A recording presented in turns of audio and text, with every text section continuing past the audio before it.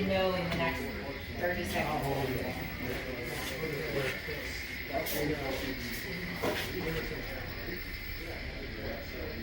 Any questions or anything?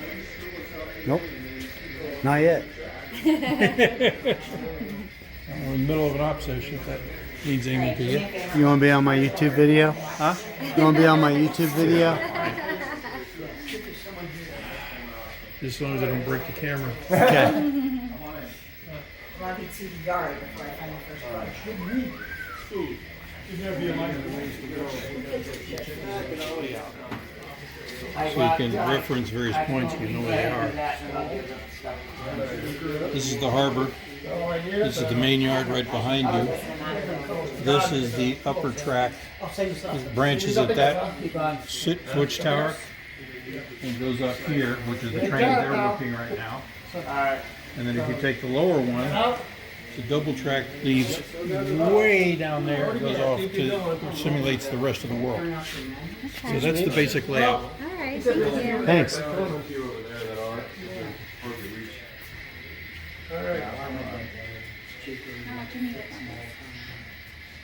Steven, we're gonna want a long track. Yeah, I'm gonna put you on one. Okay. If we're up in Frank's house right But now. stop, that's the thing, don't come through yet, I still got lined up. Keep on coming, Dave. Okay. We'll stop down here. We'll stop down here at the junction. Alright, you just park here again. Hey, what did we run into? That Chickasaw's coming in on, I wonder if we can bring it in on one. Anyways, Eureka's gonna go out, so there's something there.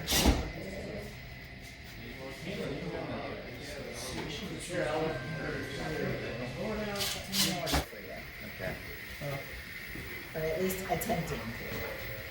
Alright, so this is the Chickasaw, that's the Chickasaw local. Car float 2's coming up. There, you need to move your logos though, Michelle. But I got him coming in. Spike Whiting. That's who was talking to us. What he's working on right now. This is a transfer bridge and car floats. And what they did, historically, New York had a problem. You had New Jersey here and you had New York here, and they wanted to put trains between the two. It was about 20 miles across. So you had a choice. You can go 210 miles this way and cross the river and come back down. This is in the early days of short engines. Or you could find a way to get across the water. Excuse me? Well, in the New York area, they came up with car floats.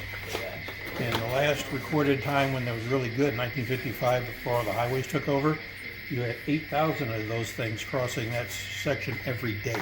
So what we have here is I have a transfer bridge with car floats, and they actually work. You lift the bridge and the car floats come off and new ones come in. And we've got a bunch of them down here. Where'd they go? We're right here.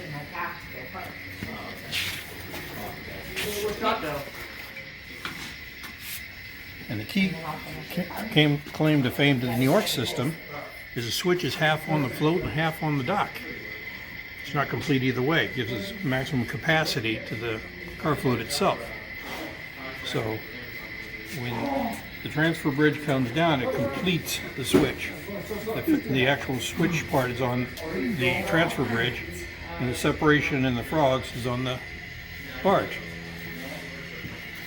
And you got two types. You got a 3-track. And you got the 2-track. This is not complete yet. What they would do in this one is they have a platform down the center with usually there's a kind of a roof over it. And if the harbor was too shallow, the ships would come in, these would come next to it, and then the cargo nets, you put the cargo in the middle, and guys with wheelbarrows would put it in the cars, and they would come in, and the doors on these match exactly the distance between a 40-foot boxcar. You ready to go, So Tyler? they have little wood platforms going from the warehouse into the car, and then to the car next to it, and they'd unload it. What time frame was that? When? This is from about, they first started this system in about the 1850s when they had short engines and you know, they couldn't get across. You know, it was fully developed in about 1850, 1860, and they kept developing it. And like I said, this was at its height around 1955. When you had 8,000 of these crossing between New York City and New Jersey every day. That's how we don't see them. Yep. Okay, so those four and all that.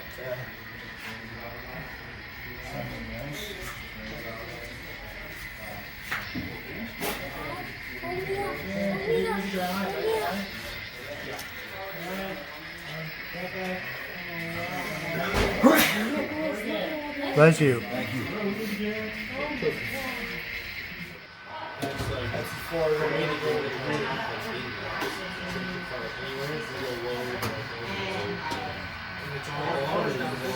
Yeah.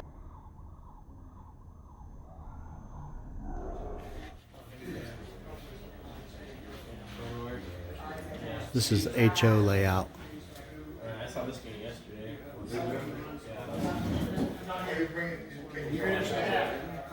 Yeah, I went out to a surprise. Where?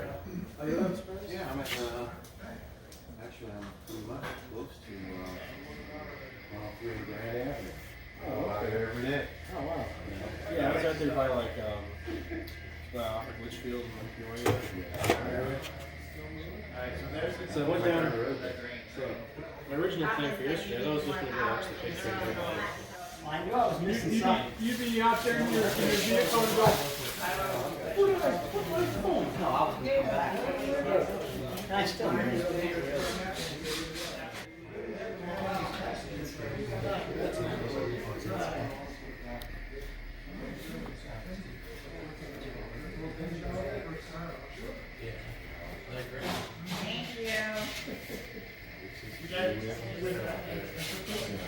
Thank you. that's going to bring a lot of traffic on the other side. Sit down for a second.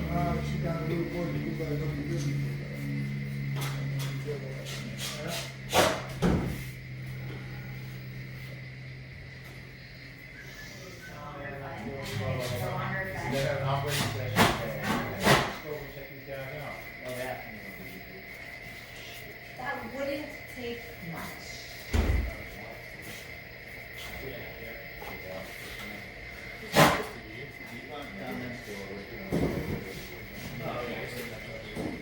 This is my sister Jill. She's modeling the trains today. She's the reason I'm in Arizona and we're getting to play with trains today. This is the HO section of the layout.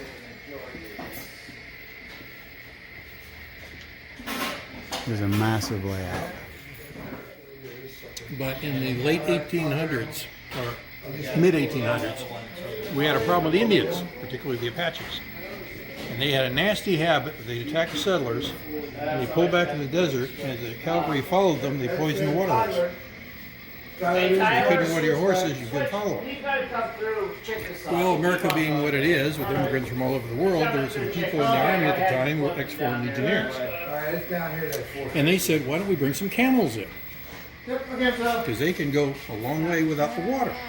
So we did. There were 3 troops of cavalry based in Texas. And they patrolled the Southwest, and they were fairly good. And unfortunately, a little thing called the Civil War came along, and all those soldiers were needed elsewhere, so they shut down. They gave the camels to various civilians. Some got wild. And as of, I think it was 5 years ago now, they found the last one, what we think is the last, but may not be, one of those camels in one of these canyons out here. So they're still out there somewhere. But we have camels in Arizona. And to commemorate that, camel and for the kids, one of the camels got loose, and he's somewhere along that. They got to find him. He's somewhere up in those hills somewhere. So this was your original layout? Is that what you said? When I first came to the club, was in the 2005 time frame. That was HO. So this was mine at the time. due to various things that happened in life, I went away. In the meantime, my dad passed away, and I inherited a hell of a lot of N-scale stuff. So I switched, and now I'm the superintendent of N-scale, which is why you get me talking so much about that one, not so much this one. But I helped design part of this back in 2004. So yeah, That's nice. and we got They're the really Adobe, sweet. the Adobe Mountains built in the housing.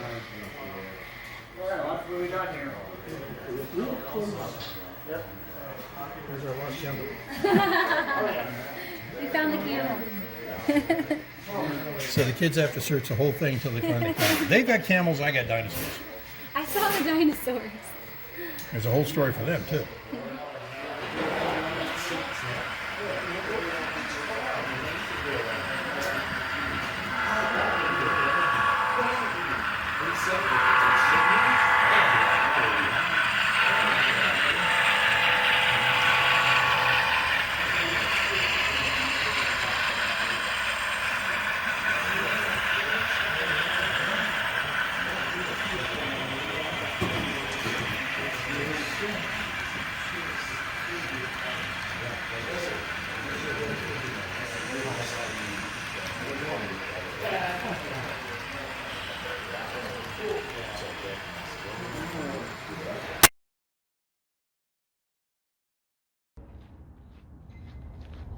This is a gigantic outdoor G-scale layout,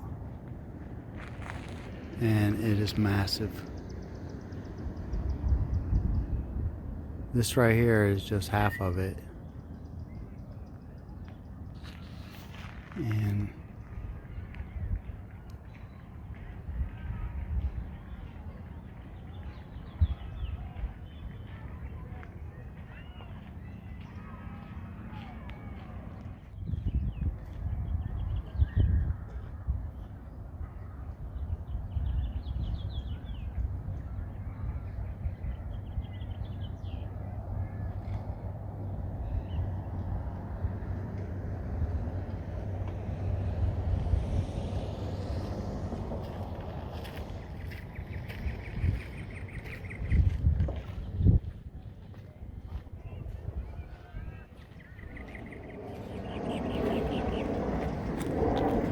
it's a cool looking trestle bridge on their G-scale layout.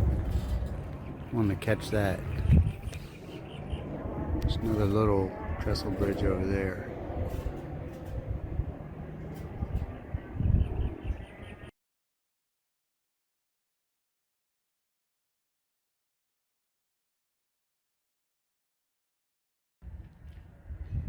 There is the train ride.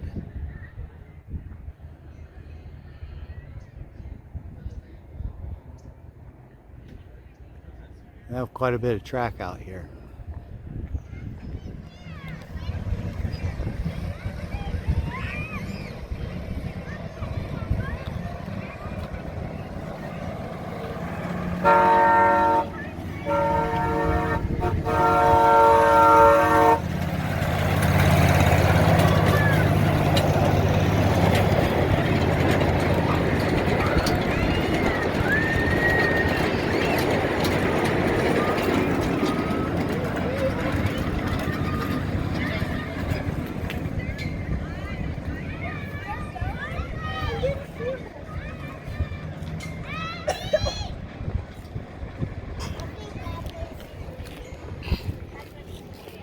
Jill and I are getting ready to take a train ride. All aboard!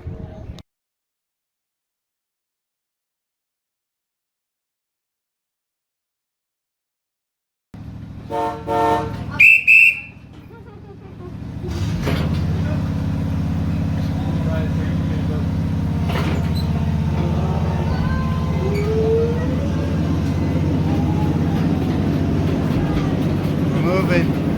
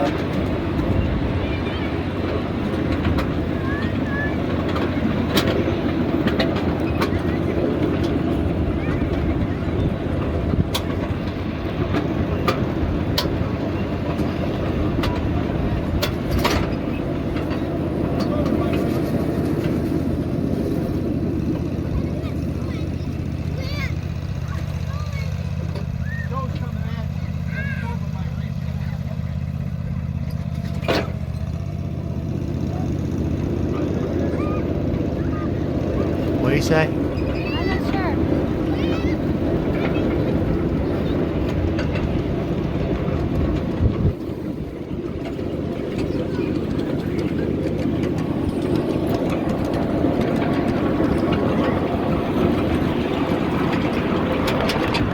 This is some of the scenery on our train ride.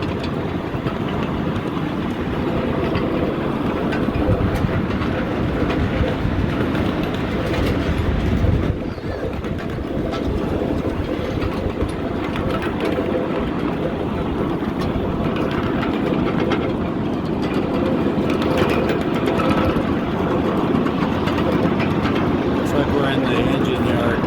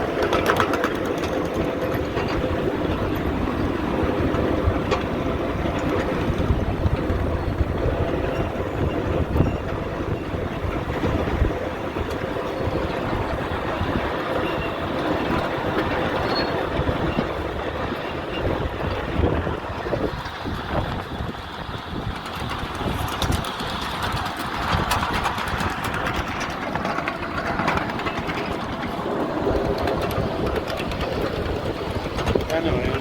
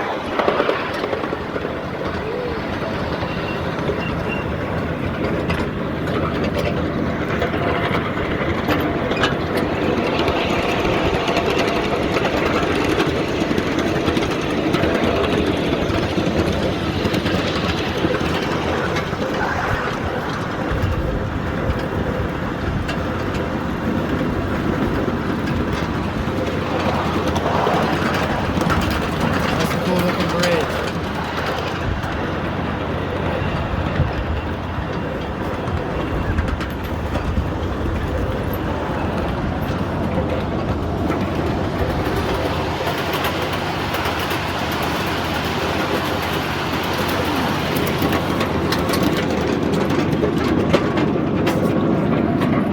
Telephone. Oh, we got another train coming. Did you see the telephone pole?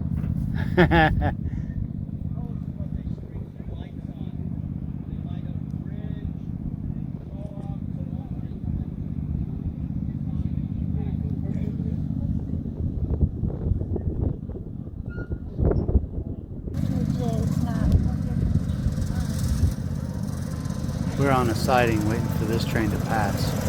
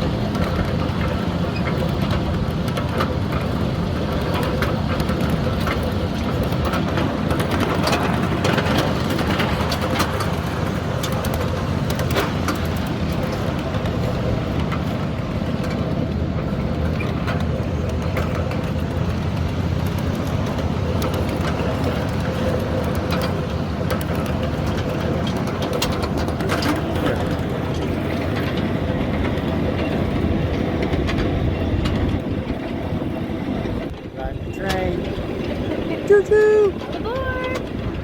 Feels a little bit. Shaky. Yeah. Like I feel like if I lean slow, I'm gonna tip the whole thing over. Yeah, it feels like if you lean over too much, you got to tip over.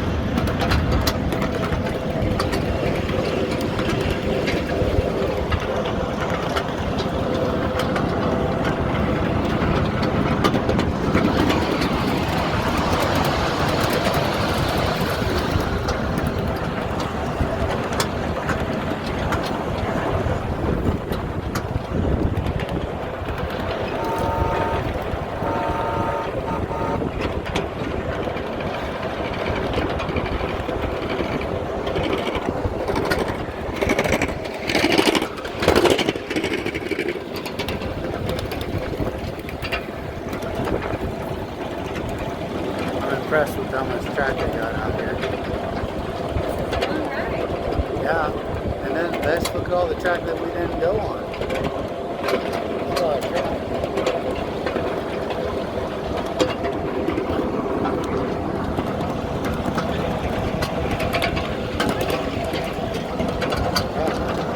That was like a long ride for the museum.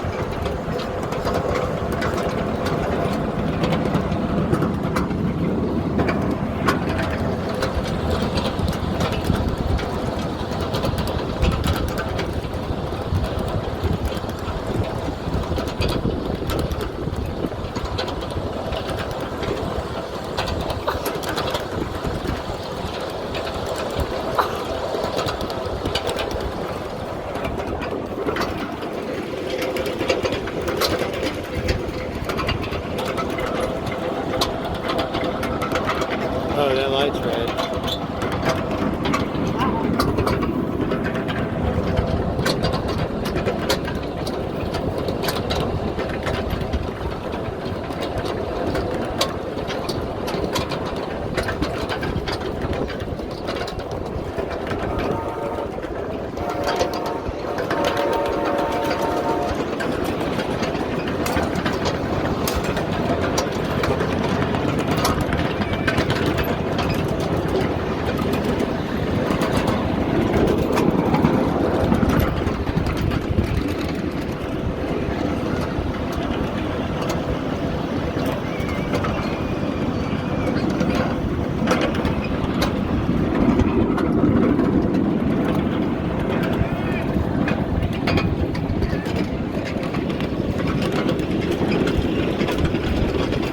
Like when I turn around and look at stuff, I feel like I'm going to leave the car over. I leaned down a little bit and I was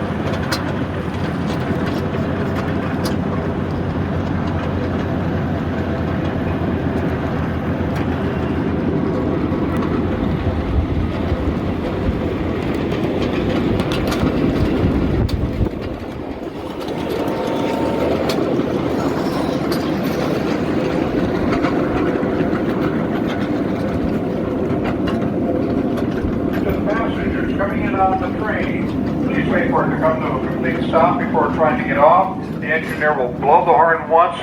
At that time, it's safe to exit to the right of the train and to the front. It is now safe. Come on up forward. We are a nonprofit. We do grow through your assistance. Please feel free to tell friends, neighbors, relatives about us. We run public runs on the first and third full weekend of every month, unless there's a special event going on. Check our website for updates. Thank you for riding with American Live Steamers. Those of you that that might want another ride over to the museum, feel free to go back and get in line over around the corner, and we'll get the next train going probably in about 5-10 minutes.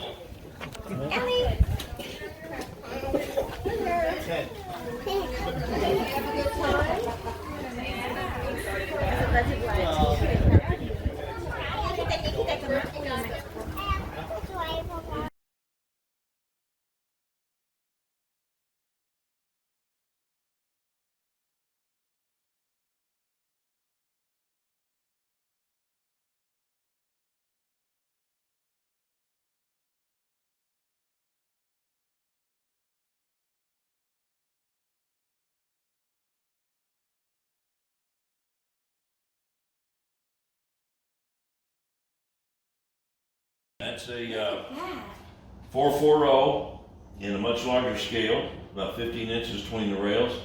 It was a picture of the gentleman that built it, and he didn't quite get this one finished. He was 95 years old and he just couldn't do it anymore. And he passed away right after he gave this to us. It's almost done. It's got some plumbing that's missing, but it's coal burner.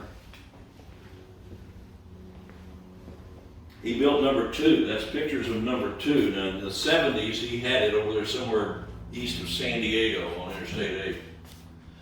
We had a place, over there was running it, but we don't know where number 2 is. We've looked all over California for that thing and haven't been able to find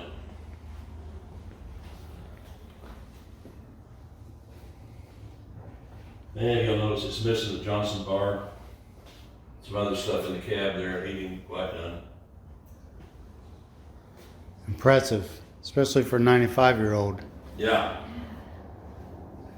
This is an engine built by Hurlbut. You may have heard of him. He lived right across the street from Walter Knox and Osprey Farm. He built some of the log flume and stuff in the Osprey Farm, if you've been there. And he also built these engines for towns, city parks. This was in the park in Encanto here in Phoenix in the 50s. This engine was built in 54. And by the 50s, most cities did not really want a steam engine. They wanted the profile, the steam profile, but if you look in the cab there, you'll see a 2-cylinder engine. And so they wanted to push a button and start the thing, not build a fire, get the steam up and everything like a steam engine would require.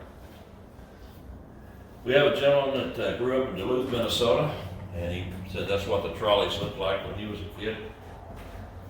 And those run on the same track out here that we have, at the 1.5-inch scale.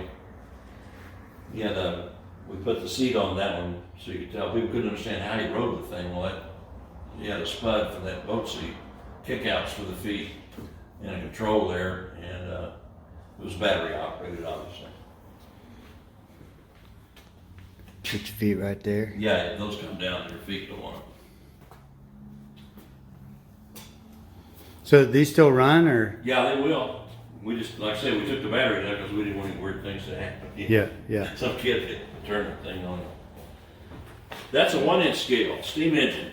That's an English built type engine. And we are just now putting in track for the 1-inch scale that's down on the other end down there. And the 1.5-inch track is 1/8 scale, what we have in the park. We have 18 miles of that down on the ground. And yeah, a lot of work. I was telling her there's a lot of track out there. Yeah, 18 miles. And the reason it's here is the guy ruined the engine. You know what a crown sheet is? Okay, on a border, there's a sheet at the very top of the border that's called a crown sheet. You never, ever want the water to be off that crown sheet. And he went on a grade or an incline and let the water roll off of it. Didn't have enough water in the border. Straightened out, the water comes back over the crown sheet. It is so hot, it's white hot, it converts all the water to steam. And in the real prototype engines, that usually results in an explosion and blows the engine apart. Kills everybody in the cab, of course. So he did something like that, and he ruined the crown sheet, warped it. And so that little engine doesn't run anywhere forward. Yeah. This Buddy L has a motor in it. Nearly all Buddy L's built never had a motor. It's a push toy. The kid sits on it and pushes his feet, goes around the track. So did somebody put a Lionel engine in it, or? Don't know what engine he put in it. I always thought them cab forwards were kind of weird looking. Yeah, But everybody they're thinks always- it's running backwards. Yeah, But it's but not. they're intriguing when you see them. It's not. It's the way they built it. Because you know why? Tunnels coming out of LA Basin, when they turned around the other way, with stacks in the front, gassing out the crew. Yeah. So they turned it around, put the stack at the back and the cab on the, what used to be the back. Put it on the front. We have an O scale. This is the Art Deco period up here, when they were trying to make trains look pretty. And that was the water level route that Southern Pacific ran. That's a GS4. And all the cars that ran in San Diego, LA, San Francisco, Seattle.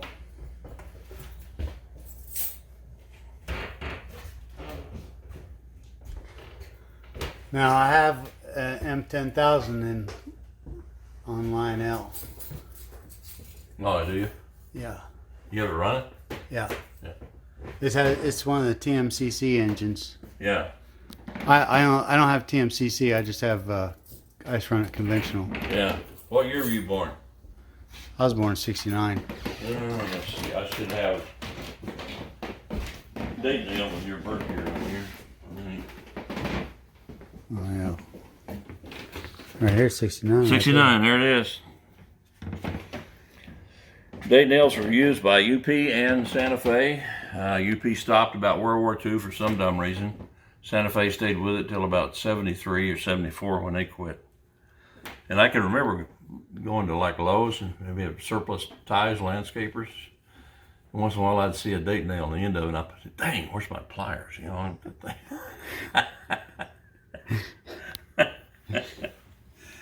But that was the year, you know, they put the tie in the ground, and that was pretty smart. But now they're going to concrete. Europe is all concrete. I was watching some European stuff the other day, and they've just about got everything into concrete. Only thing with concrete is it's brittle. UP down here, I had a gun, 80-ton gun, come off the front trucks, come off the track, got a grade crossing. They didn't know it. Those engines are so powerful, didn't even. Cars. Boeing 707.